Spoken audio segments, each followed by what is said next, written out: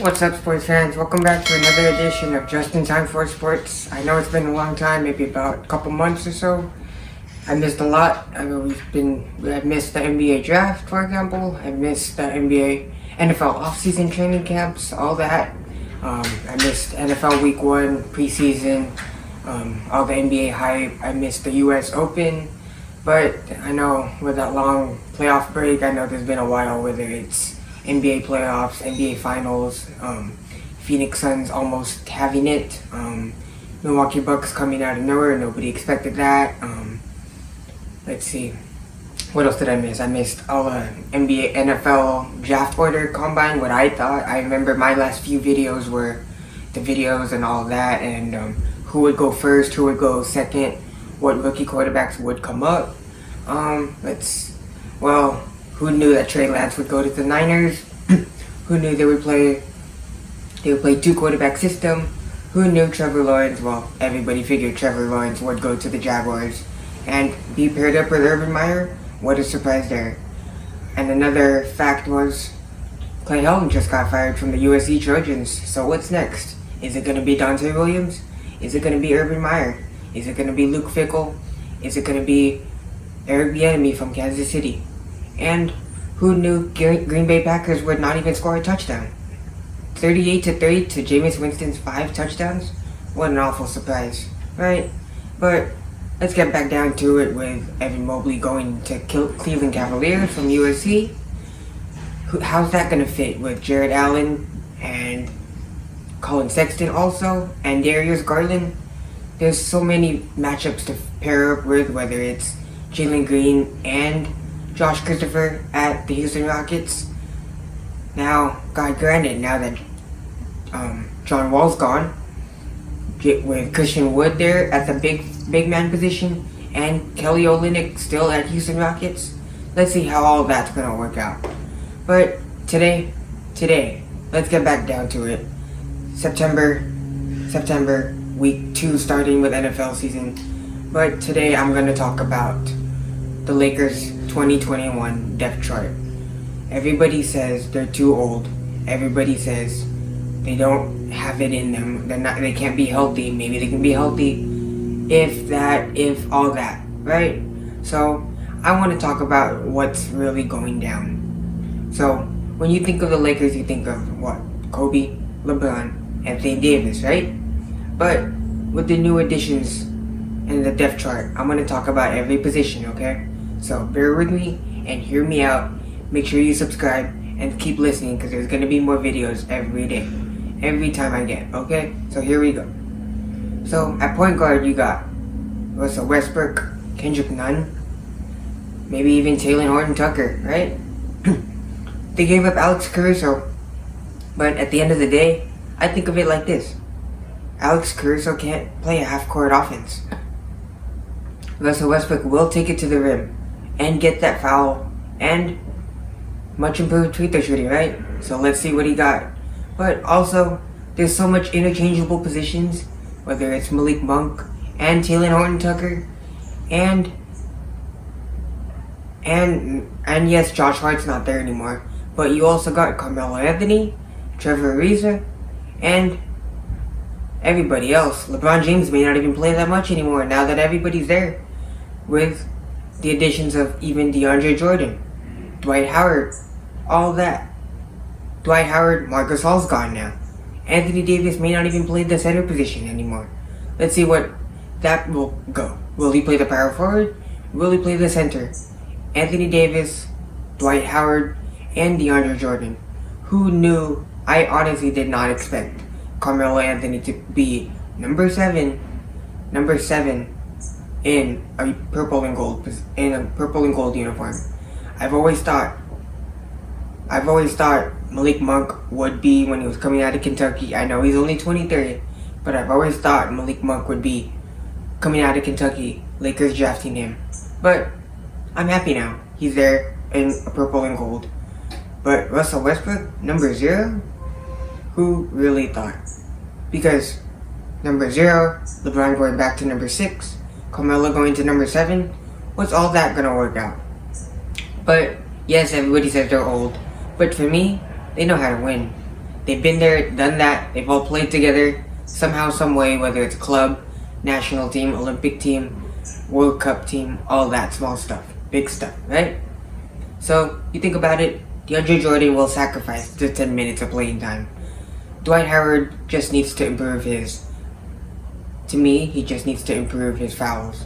He cannot foul that much, whether it's on the court or being silly off the court. I can't handle that. But I'm glad Marc Gasol's gone. But DeAndre Jordan, that guy's like 7'1", like 6'11", just easy touches around the rim, and he'll be okay. My thing is, will LeBron get his free throw shooting improved? Will Anthony Davis get his lower body healthy? And will Russell Westbrook stay healthy and around the rim where he can play as a reliable point guard? Yes, we all do feel bad for Dennis Schroeder. People will say he should have just asked for lower money, all that. He asked for too much money, ended up settling for less than $10 million at Boston, right? But I like that guy. He's a good six man. I wouldn't mind if he stayed, but I'm glad Caruso's gone, to be honest with you. But who else? Malik Monk, all that. Kendrick Nunn can even play the two guard sometimes. Kendrick Nunn can be a good, reliable guy. If you remember last year in the bubble, 2020, he did show out against the Lakers in the bubble. Maybe that's what the Lakers saw in him. But let's go back to it. That's where the Lakers saw two coaches they just hired. John Lucas. Remember him? He's a household name, John Lucas III. And David Fizdale from Miami. LeBron's old coach way back when. Right? You lose Lionel Hollins. You lose Jason Kidd. You lose Lionel Hollins back to money because of money purposes. And you lose Jason Kidd now coaching Luka Doncic in Dallas. Let's see how that's all going to work out. But that's for another day. We'll talk about Jason Kidd. But if you think about it, Jason Kidd wanted Lonzo Ball to coach up Lonzo Ball. But that didn't work out, so he ended up settling up with Dennis Schroeder pretty much. Right? So we got David Fizdale who can coach up defensive mentality along with Frank Vogel. Frank Vogel, remember, did coach against LeBron in the Eastern Conference with Indiana against Cleveland days. But now, and you got John Lucas, who was also a pretty guard. And you got all these guards, and I will not stop talking about Malik Monk because I'm a big fan of him and his slashing. But who knew that his shooting was 40% last year, especially from the three? But I'm glad he left Charlotte because he needed time away from LaMelo and Devontae Graham and Terry Rozier, right? So, Taylor Horton-Tucker, I'm just scared his time will get diminished. I'm just scared. I don't know how it's all going to work out because I know he lost weight playing in the Chicago leagues and all that, but will he actually be a good spot-up shooter? Will he still be a ball handler? Will he still be a playmaker? What will he be? What will he honestly be? Because, look, you even got Wayne Ellington, 32 years old. Remember, that was post-Kobe era, or Kobe's last years. He was the shooting guard behind Kobe or next to Kobe. One of those. Playing alongside Robert Sacre, Tariq Black, Jordan Hill, Jordan Clarkson, all that, right? So, you just think about all the depth rotation: Westbrook, Kendrick Nunn, Malik Monk, Taylor Horton-Tucker, Trevor Ariza, Carmelo Anthony, Dwight Howard, DeAndre Jordan, LeBron James, Anthony Davis. The list goes on, and then you think about it. How are these all going to work out? Literally, the second unit is an all-star team. Right, to say the least. You got Dwight Howard coming off the bench. You don't even worry about it. You can start Anthony Davis. You can start Dwight Howard. But honestly, what do I think they're going to do? People may have their own opinions, but for me, I think they're going to go Russell Westbrook, Wayne Ellington, Carmelo Anthony, LeBron James, or Anthony Davis. Right? But my hard question is, I always say they're going to play Wayne Ellington, no doubt, at the 2. That's who I want, and I'm going to stay by it till season starts, until it goes on, right? They can switch up Anthony Davis, but they can also switch up Trevor Ariza and Carmelo Anthony, right? So, Russell Westbrook, the question is, how much time is he actually going to play throughout the season? this is barring no injuries, I think he'll be a solid 30 to 35 minute guy, along with LeBron. But the question is, will Kendrick Nunn, will he be okay with that? I know he's still young, he's only 26. But the list goes on, the depth goes on. But just, if you keep subscribing, you'll keep listening to my takes. Because Wayne Ellington, they can even play Trevor Ariza. They can even go big and play Russell Westbrook, Trevor Ariza, Carmelo Anthony, LeBron, and Dwight. Right? Or they can also play Anthony Davis at the 5. I don't like playing Anthony Davis, to be honest. I don't like playing Anthony Davis at the center position. Just because that's too much for him. Just because I feel like that's where he gets hurt, and he's playing him at the low block kind of scares me. Because you battle up against the Embiids, the Jokic, the Zubaks, all that, right? And the Goberts, right? All that. So you think about it, it's just, I feel like Lakers filled up properly. And releasing Marc Gasol, you saved up $10 million. Who knows? That can get you another player if you really want to. They can also sign Kenneth Faried, who they just worked out, right? Kenneth Faried can fill that extra body, play that small power forward. He can play that, like that Montrezl Harrell kind of guy, right? But that's another one we lost. We lost KCP and Bradley Beal, right? To Washington to pair up with Bradley Beal. All that for Montrezl Harrell, KCP, and Kyle Kuzma, right? Now, people may be like, yes, I'm happy. People may be like, no, I wanted KCP back. I liked Montrez. They should have played Montrez a little bit more in the playoffs, right? All that, right? All that talk. But there's always a time and a reason, and not everybody happens to go back to back, right? People just have to accept the different coaching mentalities, right? But at the same time, all those people that are talking who shoulda, woulda, coulda before last year are playing them now. So, here we are. Now, what are they saying now with the additions of Westbrook, Malik Monk? Much improved Taylor Horton-Tucker, we'll see. Dwight Howard is back now. Oh yeah, I also forgot. Lakers even added Rajon Rondo. How's that all going to work out? Are they going to play him throughout the regular season? Are they going to play him postseason only? How's that going to look? How's that going to work out? I mean, you think about it. You can go Rondo and Westbrook together, 1 and 2, and Taylor Horton-Tucker at the 3 maybe, or even go big and play Ariza or Anthony and Davis at the 5. I wouldn't mind that either, right? But you're also leaving out Wayne Ellington's shooting. Who's gonna get the last shot is another question. Who? Is it gonna be LeBron? Is it gonna be Davis with a dunk of the alley-oop? Or is it gonna be Carmelo with a 3, pop-up 3? Or is it going to be a Westbrook lob pick and roll to LeBron? Or is it going to be Dwight Howard for the game winner, right? Or a dunk? He better make the dunk, right? That's what you're all saying. Or are they going to trust Ellington with a 3? Or are they even going to trust Malik Monk with a ball at the top of the key? Or sometimes it can even be Carmelo Anthony giving the ball to Dwight Howard or DeAndre, right? All those little things, you just don't think about it. There's so much things you can mesh with it, right? But remember last year, remember it was, Dennis Schroeder going to the rim if it wasn't LeBron or Davis, right? There was so limited options last year. Whether it was Caruso, honestly, Caruso didn't know what to do in the half-court offense. You can show me and I can show you too. Half-court offense, he doesn't know what to do going to the rim, right? And his free throw shooting was kind of scary to watch, kind of thing, right? But yes, you saw Kyle Kuzma come up clutch in the playoffs some games against the Denver Nuggets. That game-winning shot against Jokic, missed screen, right? But you look at the little plays and you look at the dissect the analysis, right? KCP couldn't stay healthy. KCP could not play year after year. But then you improve that with Taylor Horton-Tucker and Wayne Ellington and Carmelo. And honestly, the first signing, Westbrook, that shocked everybody, right? With the 3-team trade, shocked everybody. But everybody knew he wasn't going to stay in Washington. To me, I'm just glad I'm glad Westbrook's there because it's actually a true point guard that can actually facilitate and demand the offense and demand the ball and go to the cup when he needs to. Because it can't always be LeBron with the ball in his hands. And you got Taylor Horton-Tucker, who's not even 21. I will repeat, he's not even 21.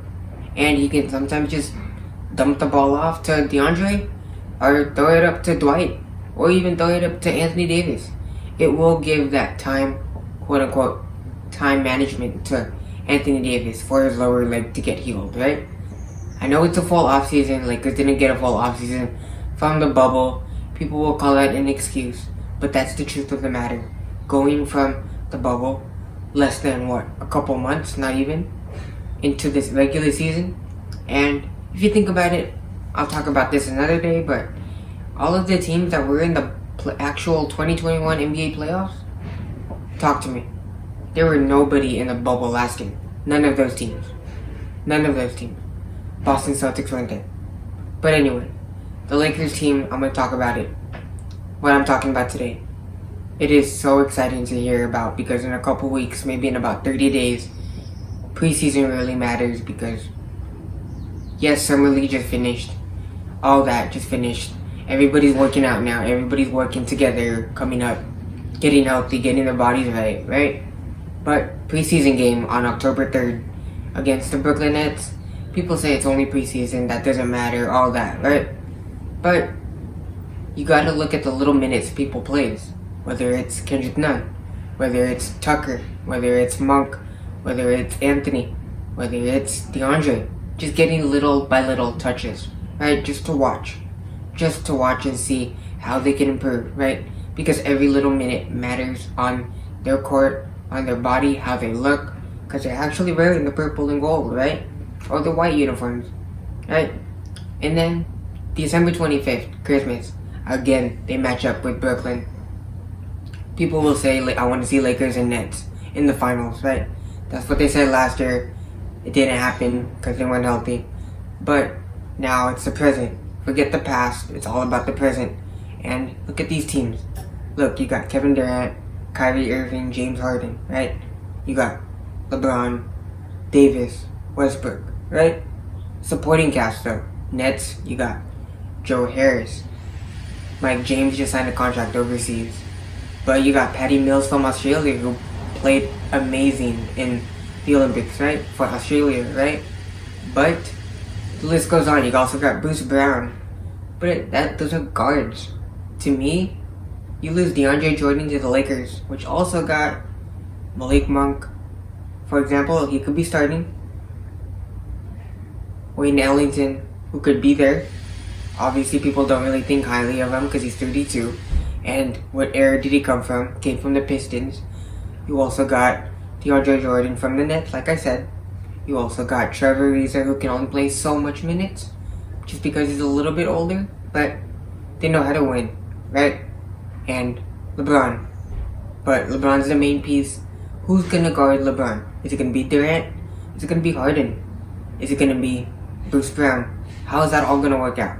Are they gonna play triple team? What are they gonna do, ultimately?